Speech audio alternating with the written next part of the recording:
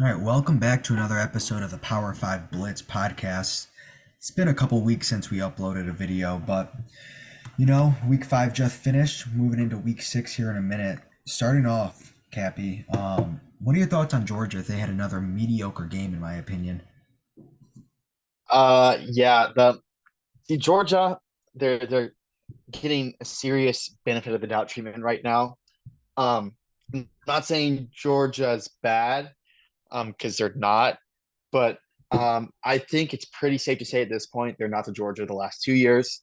Um, their opponent adjusted EPA per play on both offense and defense is closer to teams like, Tennessee, Kentucky, Oregon State, North Carolina, Maryland than it is to teams like, Michigan, Ohio State, Texas, Oklahoma, Oregon, things like that. So it'd be a little bit concerning if I'm a Georgia fan.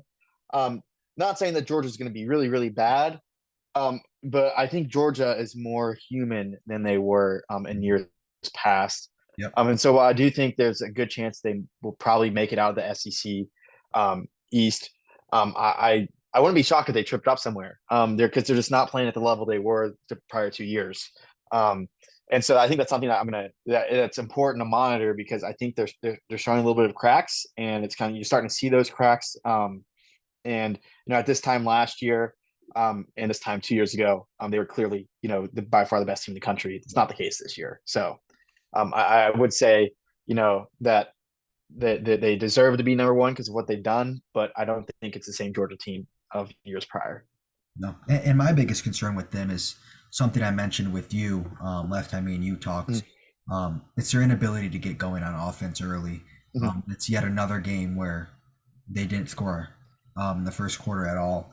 And that really concerns me when they start playing the better teams. Because, yeah, Auburn with 3-1 going into that game. But, I Mm-hmm. mean, if you actually watched Auburn, they were not a good 3-1 team.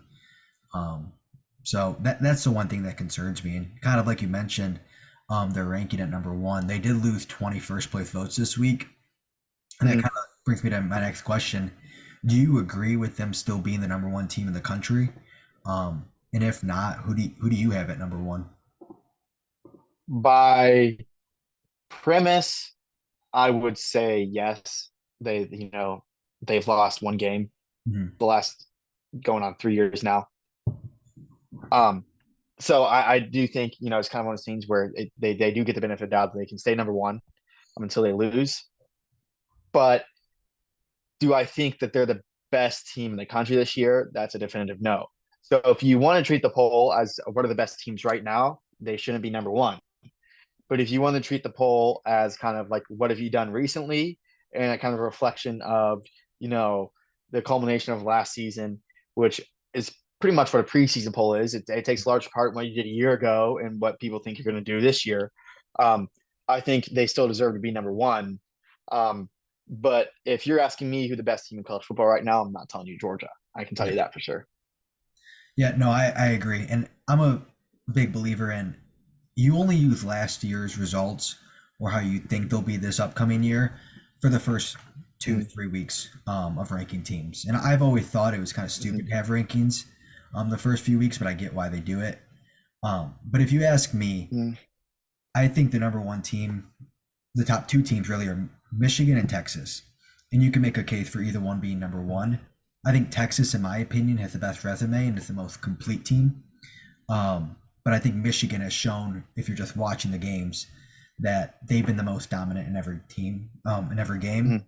Mm-hmm. So I think that could be a case for them being number one as well. So I'm kind of back and forth. I do Mm-hmm. like how a lot of, if not all of those first place votes that Georgia lost went to those two teams, opposed to Mm-hmm. going to Ohio State, Florida State, Mm-hmm. Washington, or those type of teams. But that's really just my opinion on who I think should be number one. It's between those two teams. It's really Mm-hmm. tight. Yeah, the you look at the counting stats, um, and Michigan doesn't look super super good, but then when you start diving into a lot of the more rate stats, Yep. success rates, EPAs, Michigan's very quietly by far the best team in the country. I mean, in terms of how they played, their points per drives through the roof, Mhm. the points they're giving up on a drives the best in the country. And so their net points per drives by far the best in the country. Their success rates are through the roofs. Their EPAs are through the roofs. And so, I mean, it's really one of those things where you're looking at a team saying, like, which teams this year's quote unquote Georgia or Alabama. Right now, it's Michigan. And not saying that they're going to win out and win the national championship, but in terms of what we've seen so far this year from everyone in the country, Michigan's by far been the best team. And I think something that encapsulates this is, after week 5, one of the guys I follow on Twitter, his name's Parker Fleming. His handle's Stats of War. If you guys are interested in following him, I'm going to give him a free shout out here because I'm kind of using his graph. But he put out a graph, the net success rates for teams this year, only through FBS teams. And Michigan is first by a mile. And the gap between Michigan and the number 2 team is just as big as the gap from like the number 2 team to like the number 8 or 9 team. Like Michigan is way ahead of everyone else.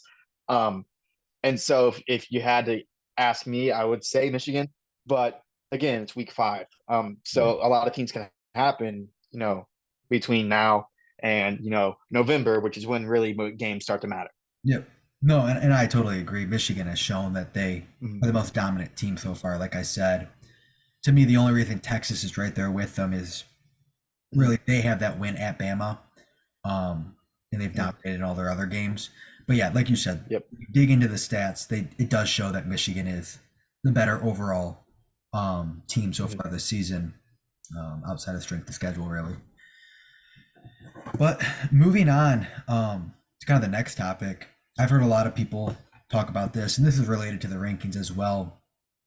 But a team no one really talks about a whole lot, and myself included, is Maryland. And a lot of people are complaining they're not in the top 25 after starting off 5-0 and having a lot of big wins. I think they've won every game by 30 points or something like that.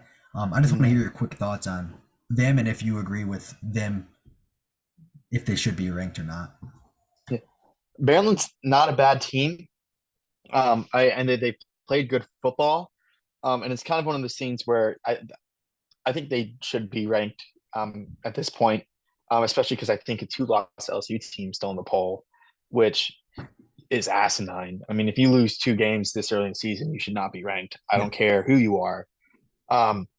And so Maryland's not they're better than they were last year, but I think a lot of people are trying to think Maryland maybe could give a scare to some teams like Ohio State and Michigan, the top of the Big Ten, but they're not even close to that. Kind of ironically enough, Maryland and Penn State are kind of similar, but flip-flopped. Penn State's defense is a lot better than their offense, and Maryland's vice versa. Their offense is kind of what's carrying the team as opposed to the defense. I do think the Maryland-Penn State matchup is going to be really interesting this year, because we might talk about this later, but Penn State reeks of going to crash and burn. It's they've won games by big. They're undefeated, but the more underlying stats aren't too good for Penn State, especially on the offensive side of the ball. And so I think that Penn State Maryland matchup is going to be really interesting because I think that's a game Maryland could sneak away with the win, especially because Penn State's offense isn't. I think Penn State's offense is worse than Maryland's defense. So I think Penn State's going to be out at a disadvantage there, for lack of a better term. Yeah, no, I completely agree on the aspect of Maryland and Penn State being an upset alert type of matchup, especially with it being at Maryland and a possibility of it being at night, if both teams are still solid by then. But just speaking on Penn State a little bit, no one probably watched them versus Northwestern, but I did because it was like the only noon game that was interesting for the first half. But yeah, Penn State's offense, especially in the first half, looked horrible. I think I saw a stat where they had may have been 70 yards in the first half as a team. And as a top 6 team against, in my opinion, the worst Power 5 team in the country in Northwestern, is that's very concerning in my opinion, especially when you were hyped up all off season and you just came off a big performance against Iowa, who's got one of the better defenses. That's a very concerning to me. Did you happen to watch that game at all? No, I watched bits and pieces of it. And that score is very deceiving. Yeah. Penn State kind of run up the score in garbage time, with fake news and things like that, which I get why you want to do it because, a lot of pollsters and, the college football playoff committee looks at, style points like that. But Penn State, the alarm bell should be sounding off in Happy Valley at this point if you want to compete for a Big Ten championship in a playoff spot. I've always said, and I said this at the beginning of the year, that next year kind of felt more like their year to do it. Not this year. I thought they still Yeah. needed stuff to work on. Great. The running backs, they're pretty much the same what they were a year ago, which isn't bad, but you wanted a little bit better. And then Aller is, I mean, his stats look good, but then when you take a deeper dive, he's one of the worst Power Five quarterbacks in the country in terms of average pass length, in terms of yards in the air. It's like 6 point something. He's not pushing the ball downfield, whether that's because he doesn't trust himself to push the ball downfield, or whether the coaching staff doesn't trust him to push the ball downfield. Is a serious problem because teams like Michigan, Ohio State will probably dare him to throw deep. Yeah. And when he already has accuracy concerns, the offense is really going to stall if Aller can't push the ball downfield, because you got to throw the ball more than 6 yards in the air on your average pass attempt in this day of college football. I mean, it's a recipe for disaster if you're going to keep dinking and dunking, because eventually some team will force you to throw it downfield. If you can't do it, you're going to lose, whether that's Michigan, Ohio State, Maryland, or even some other team that could upset Penn State that we're not even talking about. Yeah, and just looking at the stats here, yeah, Drew Aller only has 7 attempts over 20 yards, and almost 50% of his attempts are coming in the short range, under 10 yards, and in that range, his average depth of target is 4 yards. So he is not pushing that ball at all, Mhm. like you mentioned at all. And I liked how you mentioned that Ohio State and Michigan will force them to throw the ball because both those teams have a really stellar run defense overall. So I'll be interested to see how Penn State improves on that aspect of their game. But Mhm. before we kind of dive in here soon to upcoming week, are there any other topics you want to just bring up or anything that stuck out in week 5 to you?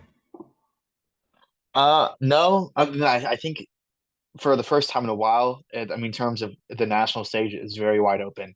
Mhm. Um, I think, there's teams that showed flashes at sometimes, but in terms of there being 2 or 3 teams that are separated from the group this year, um, by a very, very wide margin, that's not there. Like I said, Michigan has a separation between the pack a little bit, but it's not as big as the standard Alabama, Georgia teams that we're accustomed to seeing. So I do think that it's going to be interesting because this is probably the most wide open year of college football we've had in a while. So Mhm. I do think it's going to make it a lot tougher, especially as the year goes on and teams start losing. Yeah. No, I agree. I'm just looking, comparing the week 6 rankings this year compared to last year, and just being able to recall from memory. Last year at this time, there's really only 6 teams that people were talking about, and then there was a big gap Mhm. after that at this point in time. And now there's at least 10 that they're talking about. Um, and then after that, it's not really a big gap, so to say. It's Mhm. a really small gap, and then like the next top tier. So yeah, I like when college football is like this. I think it makes it more Mhm. exciting, Yep. more fun to watch for the fans. Mhm. All right, moving on to kind of this upcoming week. It's not a huge week, but there are some big games, starting with the Red River Showdown, Oklahoma versus Texas. I'm really excited for this game, more so than I have Mhm. been for this game in the past. Oklahoma's been pretty solid so far this year. Do have some concerns. I think they're a little overrated in their rankings, but Texas looks like they might be back. What are you expecting to see in this game? I think this is going to be it's going to be a very tight football game, I think. Um, Kind of breaking the Big 12 stigma a little bit. Both these teams have pretty good defenses and pretty good offenses. I'm kind of, the trend in the Big 12, which kind of the Pac 12 this year.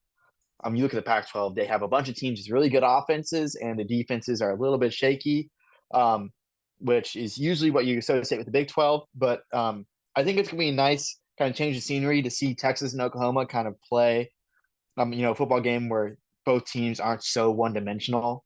And I really think it kind of shows how not saying that they're going to win the SEC next year, but I think both teams are in a spot to where they can compete in the SEC right away, which not a lot of people, agree with.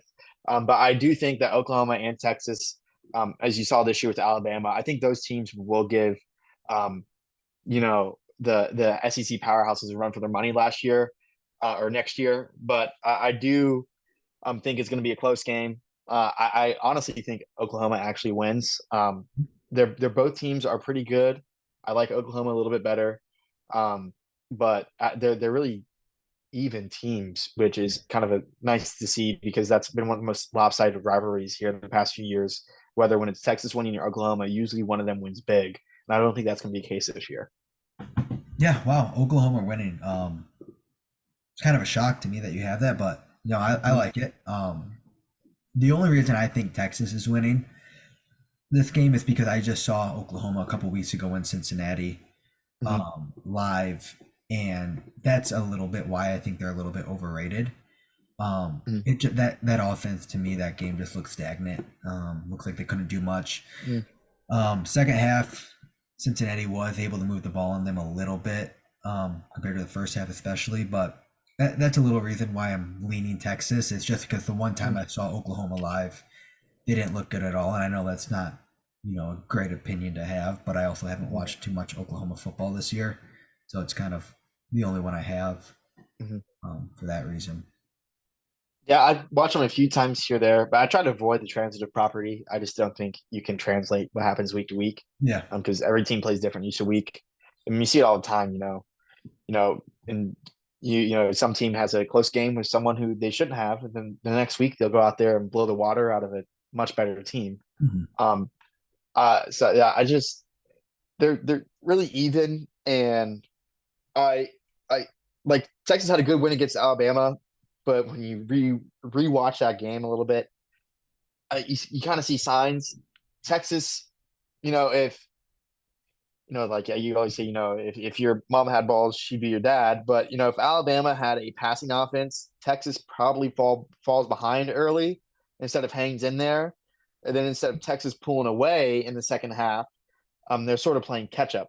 And so I feel like if Texas falls in that trap again, to where they come out a little bit sluggish, not starting off hot, and Oklahoma pulls out the lead, then you start to get in playing from behind mode, and that's very dangerous to be in, especially against a good team in Oklahoma.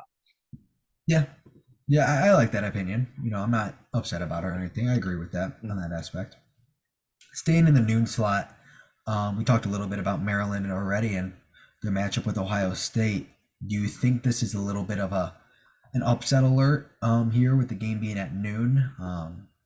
And Ohio State not looking like the past Ohio State that we've seen in the past?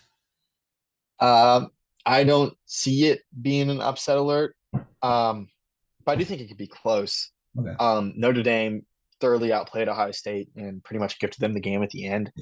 And that's a game Ohio State probably should have lost. But that still doesn't change my opinion on Ohio State, because Notre Dame's a good team. Ohio State's also a good team, but Maryland is not quite on their level. So I do think it's going to be a game Ohio State wins, but I wouldn't be surprised if it's one of those games where Ohio State pulls away late, as opposed to it being your typical Ohio State blowout where seems like you turn it on at 11 and then you blink and Ohio State's up 21-0. Yeah. My concern with that game is I don't think Maryland did it last week. I didn't watch them last week. But the former 2 weeks, week 3 and 4, I think it was, they just started off really slow, and you can't do that against Ohio State, in my opinion, no matter what. So if that happens again, I could think it could be, like you said, a blink and 21-0. Yeah. But I do think it can be a close game as well, and I hope it is a close game, just for the fan aspect. But yeah, I don't think Ohio State's offense is going to be good enough this year to be able to put up 50 points on any Big Ten team, even though Maryland's defense isn't great. So I do think Ohio State pulls it out, but I don't know. I'd say if I had to put a score on it, I'd say something like, I think I told someone today, 31-17 or something like that, and like a late touchdown for Ohio State to kind of seal the deal. That's just kind of my opinion on that one. Yeah, I kind of agree with that. It'll be like one of those games where it's 14-10 at halftime, Mhm. and then Ohio State wins by, two scores or Yeah. more. So yeah, like I said, Maryland, they're a little bit better this year, but they're not. I don't, and especially because they're undefeated. It's not like they're sneaking up on anyone. No.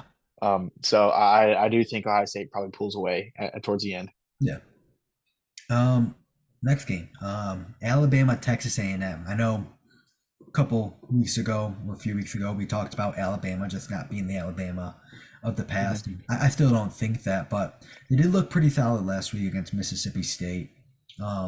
You think they'll have any issues down in College Station against Texas A&M, who's better than last year, that's for sure. Yeah, I do think they'll have issues there. Um, Texas A&M, they had that ugly loss to Miami early in the year, but they Yeah. quietly played pretty good football outside of that game. I mean, they really didn't play bad against Miami, but Miami's also played well. So it's kind of, two good teams playing against each other.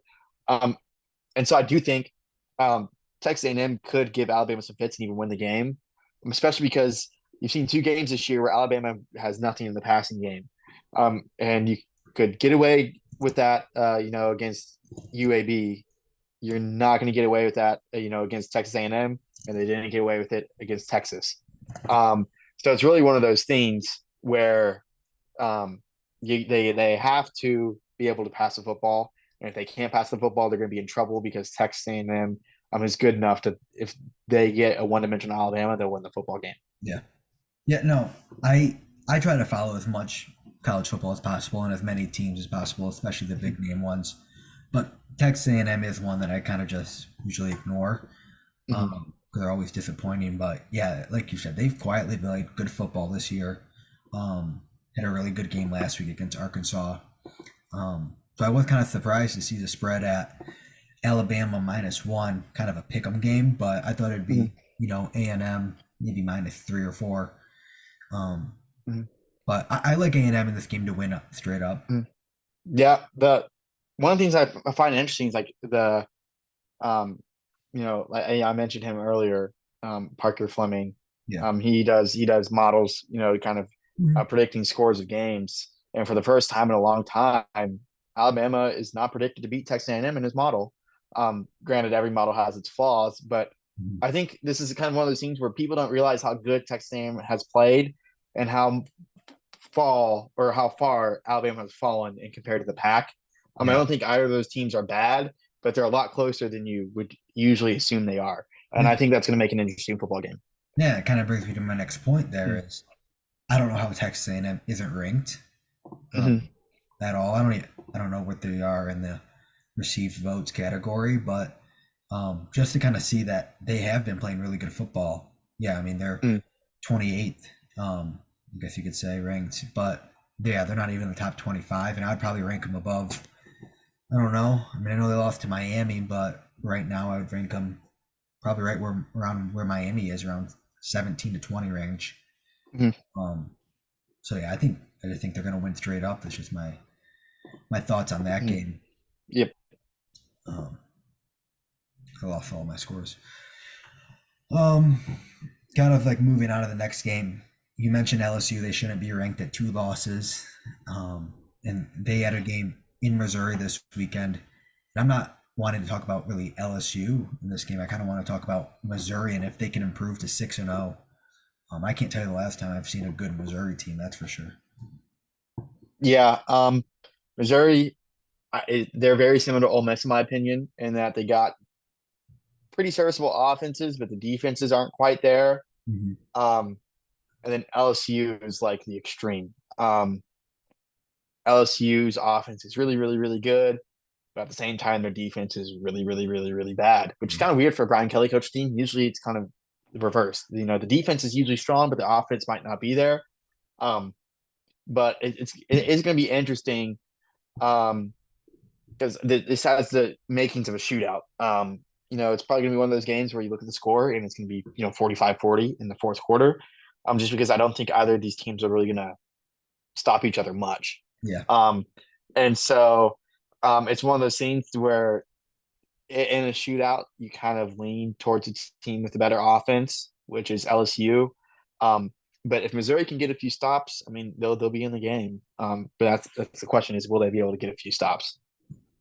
Yeah, I admittedly have not watched much of Missouri outside of their win. I think it was against Kansas State or Mhm. something like that on their field goal. Um, but hey, I've seen LSU; they don't look that good to me. Defense is really concerning, like you mentioned. So why Mhm. not? I'll just say Missouri wins this game and locks up bowl eligibility 6 weeks in. Mhm. I think it's always cool to see a team like that. Also, Yeah. kind of moving on to the West Coast here.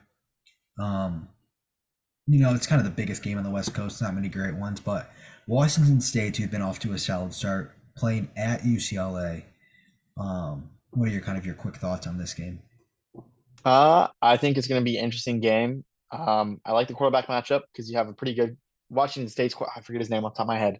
Cam I Ward. know it if I see. Yep, Cam Ward. He's one of the most underrated quarterbacks in the country. He's really, really good. And then you also got true freshman Dante Moore, who really struggled in his first road game at Utah a few weeks ago.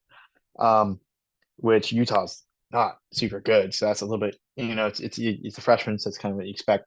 Um, and I think you know, Washington State, I think, has the edge here, even though they're on the road, because they will get the better quarterback play. Yeah, It's one of those things where as a freshman quarterback, it's easy to light up, the non-conference schedule.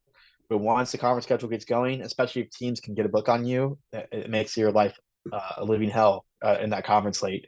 Because you can't adjust fast enough to what the defenses are doing. yeah, yeah. I've only time I've watched Washington State against Wisconsin, Mhm. but I've read about them and everything like that. And yeah, Cam Ward is he's been the real deal so far with almost 1,400 yards, 13 touchdowns on the year. I do like Washington State in this game. I don't think UCLA is. I think they're a solid team, but I don't think they're at that level where they can beat a team or a quarterback, I guess, like Cam Ward. Um, I do think Dante Moore is a solid quarterback for a freshman. I think he's leaps and ahead of where freshman quarterbacks usually are, but he still has room to improve, Mhm. obviously. So I do like Washington State in this game, despite it being at UCLA, and UCLA doesn't really have fans, so there's no really home field Mhm. advantage there, anyways. Yeah, like I said, Dante Moore is not a bad quarterback, but it's just with freshman quarterbacks. When they're good, they're usually pretty good, and when they're bad, it's usually really bad. Yeah. So it kind of depends. It's almost like a coin flip on what quarterback you're going to get that day.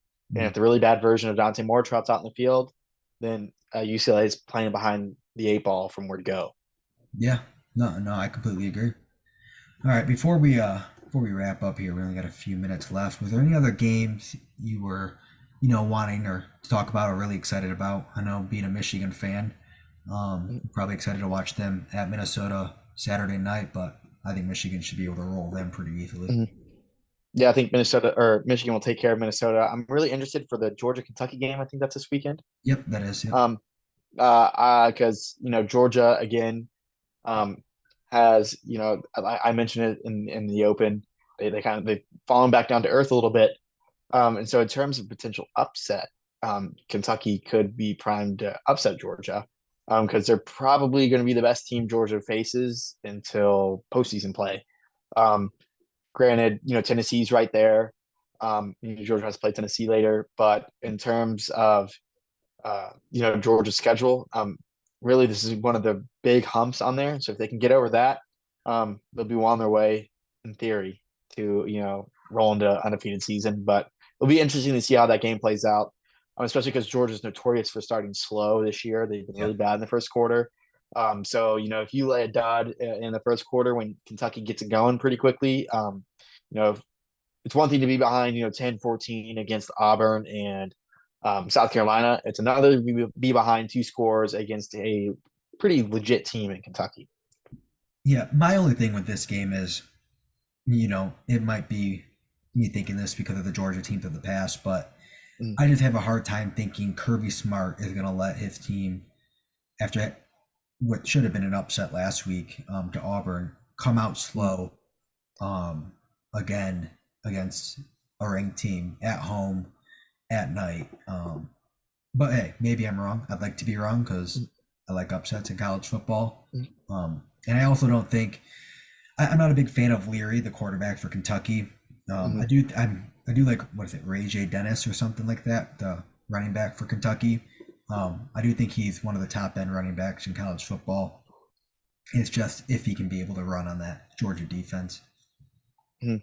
Yeah, the Georgia's see, I have hesitancy here because their offense has pretty much been Brock Bowers all year this year. Yeah, And if you watch the Auburn game, if Auburn stops Brock Bowers, they win. yeah. Um, and so Georgia has to expand their offense. They were really, really good last 2 years, not because they had a star at major positions. They were just so balanced and so deep and so good that you couldn't predict what they were going to do. Mhm. And this year they're a little bit more predictable. And when you don't have the superstars at a lot of positions, that leads to struggles. So I think they need to kind of move away from Brock Bowers being their main source of offense and find other guys that can produce, especially get the eyes off just Brock Bauer.